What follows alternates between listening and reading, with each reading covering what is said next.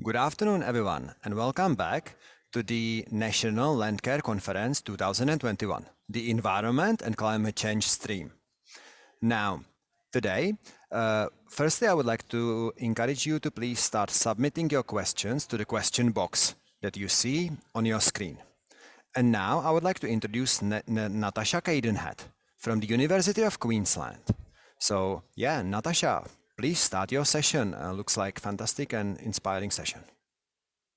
Great, thank you so much. So hi everybody. I am here today to talk to you about some of the work I've been doing in my PhD with the snazzy title, Making Business Work for Biodiversity. So it's about leveraging the finance sector to improve conservation outcomes. Before I start, I would just like to acknowledge that I'm coming to you from the traditional lands of the Turrbal and Yagara people in Brisbane, and pay respects to their elders, past, present and emerging. So my background is in conservation, primarily in conservation modelling, predicting what might happen to species in the future under different scenarios. But recently I've been diving a little bit more into the finance sector, which has been a bit of a transition, and I'm going to walk you through some of that now. Let's see, there we go. So what's the plan for today? Just very, very quickly, we're going to run through the problem, why it's relevant to finance, risk as the business case for biodiversity, then a brief overview of what's happening in the finance and biodiversity space, and then what I'll be doing after this. So before I begin, I just want to quickly talk about who is in this room. So I know that this talk might not be as immediately relevant as some of the more applied presentations that you will have seen at this conference, but I really wanted to talk to the group of people in this room because, and this is from the Landcare Australia website, Landcarers are really important in helping Australia meet our sustainable development goals, our international commitment to people and the environment, through community-led environmental projects, protecting and restoring our land and water assets. And there's just like a dizzying array, as I'm sure you all know, of projects going on around many different regions of the country, targeting lots of different species, many of them threatened and extremely important to our ecosystems. So I just want to run really quickly through a bit of a schematic of how I see society as working and where we as conservation biologists are fitting and the ideas behind this PhD. So when I say conservation biologist, I really mean any of us working in the conservation space, whether that's in on-the-ground action, research, within government, in NGOs, anywhere. If you do conservation work, you are a conservation biologist. So there's a pot of money that the government has access to. And as conservation biologists, we're pretty good at engaging with that pot of money through large research centres, grants, things like that. And now the government has regulatory power through its policies and laws over the private sector, and that includes all different aspects of that sector, ag, construction, retail, etc. And we are pretty good at interacting with that regulatory power, getting involved in policy discussions, helping to put in submissions to Senate inquiries, all those sorts of things. We are very good at taking our conservation expertise and helping work with government to work on those regulatory powers and strengthen them for biodiversity. Now, on the other side, we have financial institutions who also have a very large pot of money. And by financial institutions, I mean banks, insurance companies, reinsurance, investment companies, and real estate, which is slightly less relevant to what I'm talking about today, but really those main three. And we're pretty good. Well, we're okay, actually, at interacting with that pot of money through philanthropic funds and that kind of thing. But the financial institutions also have their own kind of regulatory power over the rest of the private sector. And so it's a different definition of the word regulatory, but really through the way they choose to lend and invest, they have power over the rest of the private sector. And we don't really engage in that space as much. And so my PhD is kind of about that space. Like, how can we work in that space more effectively? And you can see I started this PhD as a brunette. I'm now a redhead, and I strongly suspect I will be grey by the time I finish this. So what's the problem? You've probably seen this slide in every single talk this conference, but basically, there's a lot of things that are currently threatening biodiversity. And this leads to a lot of threatened species in our country and around the world. And to recover those threatened species takes a lot of money. So whose problem is this? Well, it's everybody's. We all have to live here, but it's going to take a lot of money to fix and require a lot of big changes to the way things currently run.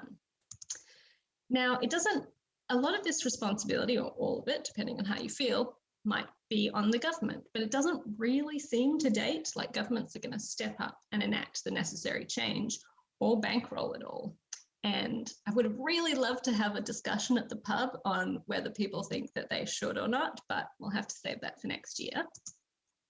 So globally, it would have cost between $150 to $440 billion a year to reach the Aichi biodiversity targets last decade, which were the sort of big internationally agreed upon targets that we were all aiming for that almost universally were not met.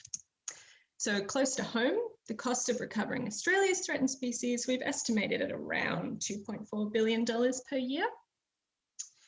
Now, if we look to the finance sector, the ASX has a turnover of $4.7 billion per day.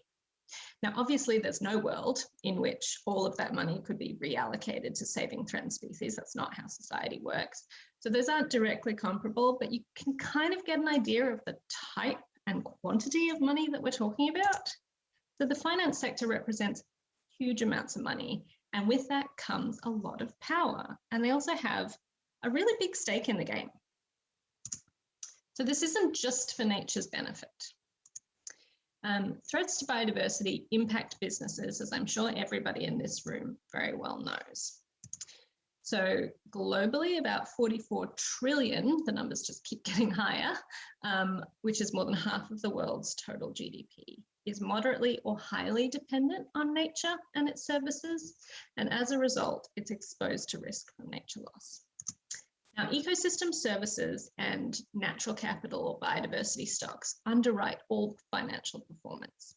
So if we look at this diagram, we can kind of think of that as, on the far left, we've got our stocks of natural capital, and that's all the biodiversity, all of life's variety on Earth.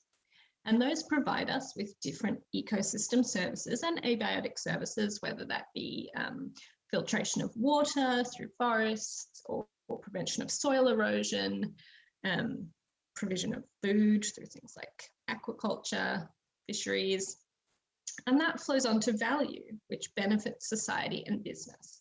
So we really are extremely tied to nature for financial performance. Loss of pollinators linked to agriculture puts up to $577 billion per year at risk from global crop loss. And closer to home, two of Australia's big four banks had almost $14 million directly at risk due to biodiversity loss specifically in 2019. So this is a material issue for finance. Every year, the World Economic Forum, which is the leading organization on public-private economic partnership, puts out this global risks to business matrix. And so basically what we've got along the bottom, you're looking at increasing likelihood of a risk occurring. So the further to the right you are, the more likely something is to happen. And along the vertical axis, we've got increasing impact. So the higher up you are, the bigger the impact that would have on economies. And so as you can probably tell from all the little green squares in the top right, that's where all our environmental risks are sitting. And biodiversity loss is pretty high up there in likelihood and severity of impact. Now, I've said risk about 100 times already in this presentation, and that's because the business case for biodiversity is often told as a story of risk. So there are different types of risk that can affect a business. There's physical risk or operational risk, which is kind of your potential loss in productivity or loss of access to particular resources. So that might be losing, I don't know, species of fish if you're a fishery or that kind of thing. There's transition risks, which incorporate things like legal and regulatory risks. So transition risks are about a shift in the way that things are done. And so if governments bring in new regulations, businesses are at risk if they're non-compliant with those. They're also potentially exposed to legal risks. There's market and financial risk, which is about being boxed out of potential markets because of the way you do your business. And then there's reputational risk, which is sort of your social license to operate. So a really common example of that is tobacco. So in the last 50 years, it's become less and less acceptable for financial institutions to bankroll tobacco companies. And so that's, you kind of, as society transitions into a new way of being, you kind of you can expose yourself to reputational risks. And then there's systemic risk, which is about whole-scale changes to the finance sector, but also to the way that society operates more broadly. And because finance operates as part of society, there are risks involved there. So basically, all of this boils down to a risk of losing money, but the types of risk that biodiversity loss is thought to be impacting might change how you act about that. So for example, if a bank thinks that predominantly biodiversity loss is a physical risk, then they might require, say, a term in their ag loans that require you to have native vegetation nearby to improve habitat conditions for local pollinators so you're not at such a risk of pollinator loss. Or if they think biodiversity loss is more of a reputational risk, then they might take more of a whole of bank approach where they pull out of sort of unacceptable biodiversity risks to society. So if we all decide that forestry or mining is sort of socially unacceptable, then they might pull out of those industries. So the way you see risk is going to impact how you act. Now, the number of organizations that have gotten interested in this sort of space in the last few years is quite large.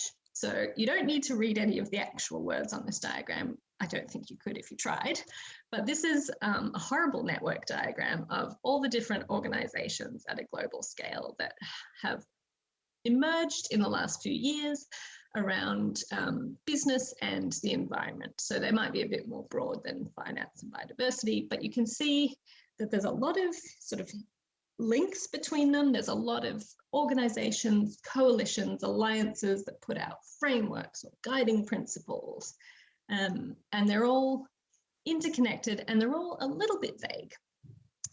So this area is growing a lot. The COVID-19 pandemic, rather than drawing attention away from the environment, as some people anticipated, actually has really amplified it, particularly in Europe and Asia.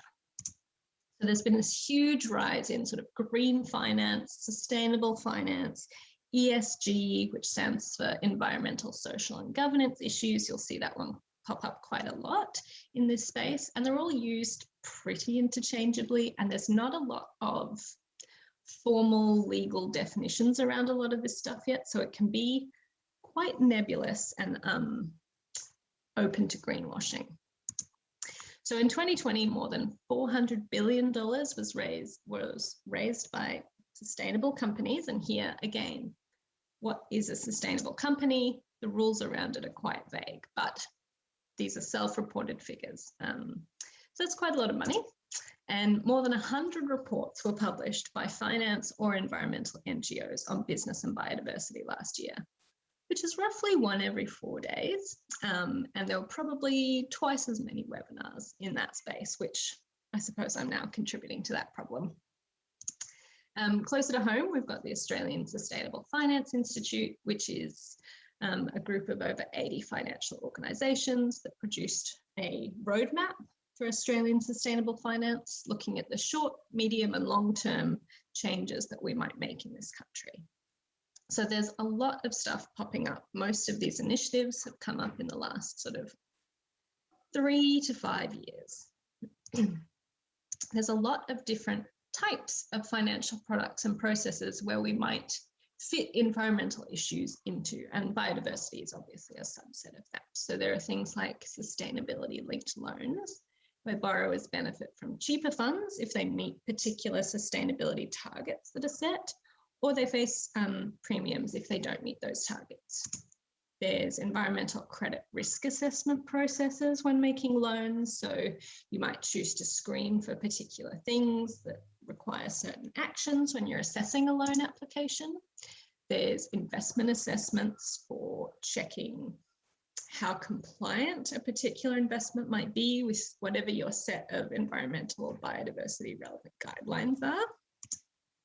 There's a lot of these sustainable and ESG portfolios popping up. If you're even vaguely interested in investing your money, you've probably seen these, and they all meet particular ESG, so environmental social governance criteria as set by whoever is creating them. And then you've got things like green bonds, which are more government focused and looking at funding green projects. So you can imagine how each of these different types of products or processes, and this is just a sort of example of some of them, you could really fit biodiversity into whatever degree you want to. But to date, the E in ESG has really focused on climate change. You know, a couple of decades ago, it would have been more on pollution, but really the last decade, it's been predominantly climate change that has dominated every environmental aspect of this space. But interest in biodiversity is increasing.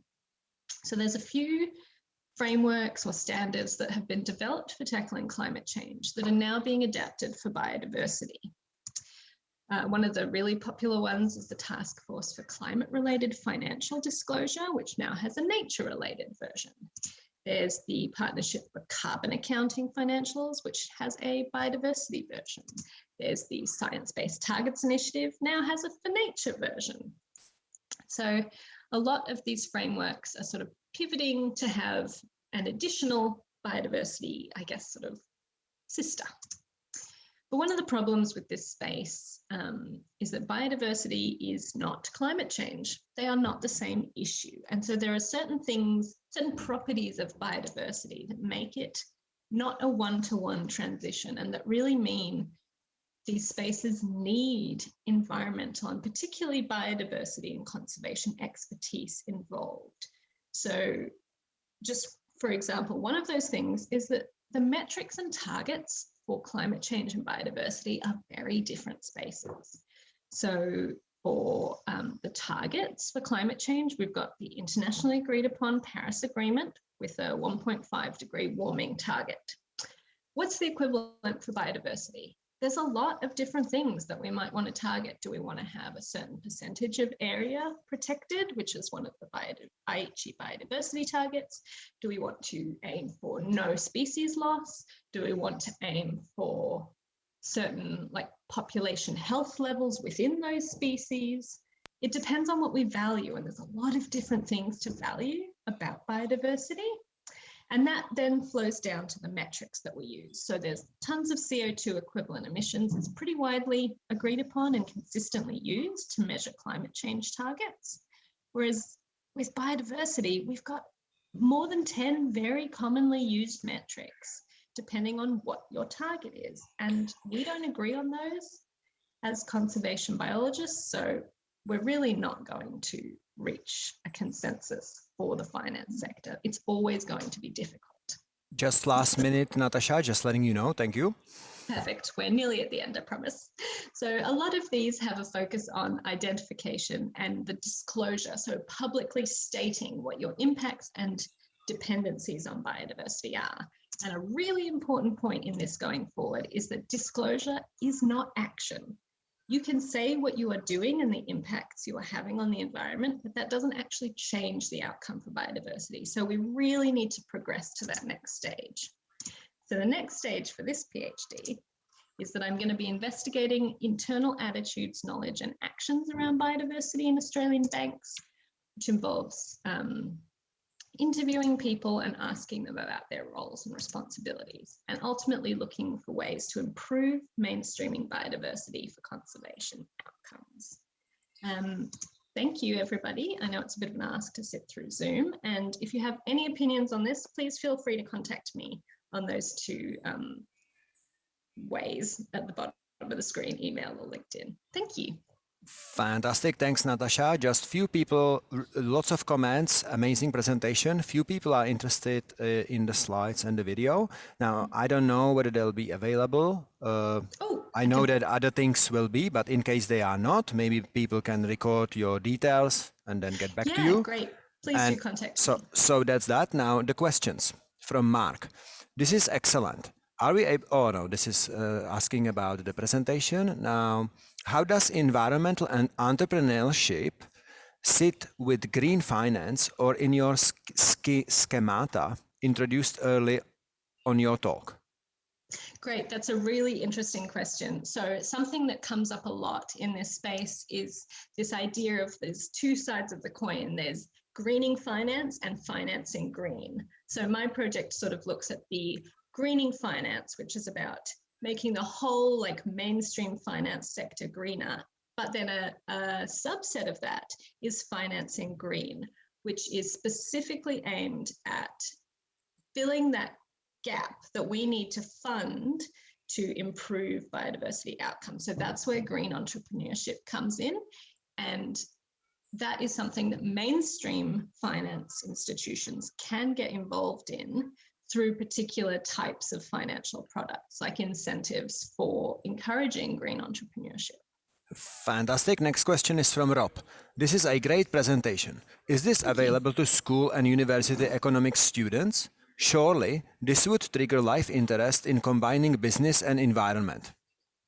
I mean, that's a really, I would love that. I mean, maybe not this presentation, I don't know. But yeah, I really think that the way economics is taught, and I am obviously biased coming from a conservation background, but I do think that there need to be some changes. And when you look at the people working in these positions within financial institutions, so people who are sustainability officers, ESG professionals, a lot of them have, I don't want to say just, but they have finance backgrounds. They've got finance degrees, commerce degrees, economics degrees. They don't have that biodiversity expertise. And so that's really something that I think we could change at that learning level to like pull people through who sit in that interdisciplinary space. Now, fantastic. Now, lots of interest in your slides from people. Fantastic, engaging, easy to understand. Thank you. That also this presentation would be very good for local government. Now, fascinating presentation. Are there opportunities for local scale Landcare groups to access funds within big business? Nick asks. That's a really good question. And my real answer is I have no idea. I would suspect that there are some avenues at the moment, but that the links to biodiversity specifically are not that strong in the mainstream finance sector, particularly in Australia at the moment. We're not quite there. But I do think that in the next 5 years, this space is going to explode in the types of finance that small local groups can access, whether that's through that philanthropic pathway, which helps banks on the reputational risk side, or a different pathway based on the types of risks that they want to ameliorate. Fantastic. Now, next question from Stephen. I'm interested in your thoughts on how donut economics and use of NFTs might help raise capital for biodiversity. Sorry if I missed this in start of presentation. No, you didn't. I did not touch on that at all. Honestly, I don't feel fully qualified or even vaguely qualified to answer that question, but I would really love to talk to you about that. If you shoot me a message on LinkedIn, I can't think of a clever answer off the top of my head. Okay. Cool. Now, okay. Now, look, we have comments. Awesome and fantastic. That was the last question we've got, but we're right on time, so that's pretty good. So, Perfect. really, really amazing and engaging and interesting and so Thank you. relevant presentation, Natasha. Thank you very much, and thanks everyone for asking the questions and you for answering them. And now we will wrap up this session, and the Great. next speaker starts in 5 minutes on this Great. stream. So yeah, fantastic. And yeah, I'll also ask you a question, Natasha, via LinkedIn. So okay, Perfect. bye. Thanks, everyone.